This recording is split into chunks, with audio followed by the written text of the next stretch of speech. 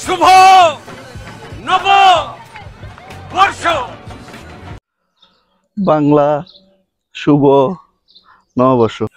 আজকে পয়লা বৈশাখের প্রথম দিন, 1432 এবং 14 এপ্রিল আর বৈশাখ মাসের 1 তারিখ শুরু আজকে থেকে।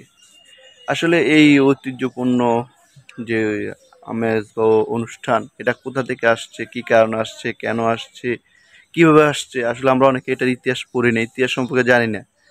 মানুষ যখন একটা জিনিস পড়ে, একটা জিনিস সম্পর্কে জানে যে এটা কোথা থেকে আসছে, কি কারণে আসছে, কেন আসছে, এটা এখন বর্তমানে এটা আমরা কই নিয়ে গেছি, কারা নিয়ে গেছি, এটা তো আসলে অনেক দূর হয়ে গেছে এখন আমাদের। কারণ এটা ছিল আমাদের বাঙালিদের সংস্কৃতি।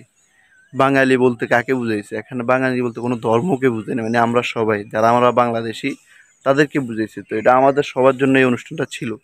কিন্তু একটা পর্যায়ে এটাকে এমন একটা পর্যায়ে নিয়ে গেছে, এটা একটা আলাদা ধর্মের জন্য হয়ে গেছে। এটা আপনাদের জন্য শুধু, এটা আমাদের জন্য না।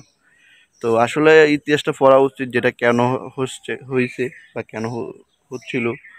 তো আমি আগে সবসময় আমাদের মুরব্বী যারা ছিল তার থেকে শুনছি যে বাংলাদেশের মধ্যে পয়লা বৈশাখ পালন হইতো, কারণ বছরের প্রথম দিন। তো বছরের প্রথম দিনে অবস্থা খুবই ভালো ছিল, মানুষ একজনের বাড়ি আরেকজন যাইতো, বিভিন্ন আয়োজন ছিল। কিন্তু এখন বর্তমানে সেই আয়োজনটা নাই।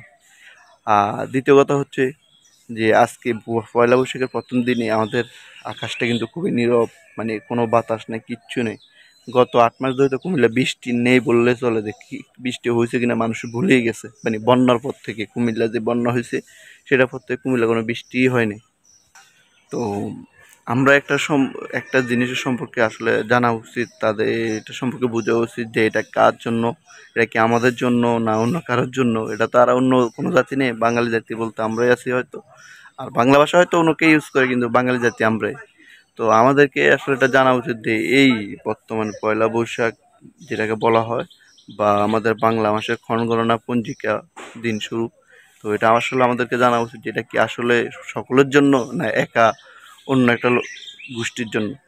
তো এটা আমাদের আসলে জানা উচিত, কারণ আগে যা দেখতাম যে মানে সবাই এটা আয়োজন করতো, অনুষ্ঠানটা উপভোগ করতো। কিন্তু এখন এটা শুধু একমাত্র একটি ধর্মের জন্য চলে গেছে। তো যাই হোক, আমাদের কুমিল্লার জন্য আপনারা অবশ্যই দোয়া করবেন। কুমিল্লা যেহেতু বৃষ্টি হয়, তবে বৃষ্টিটা যেন ধান কাটার পরে হয়, কারণ এখন সবাই ধান কাটতেছে। আল্লাহ যেন সবাইকে রহমত দান করে, সেটাই আসলে আপনাদের থেকে আমরা চাওয়া। আর ইনশাল্লাহ দেখা হবে আপনাদের সাথে নেক্সট অন্য কোনো ভিডিওতে। সবসময় সবাই ভালো থাকবেন, ইনশাল্লাহ দেখা হবে।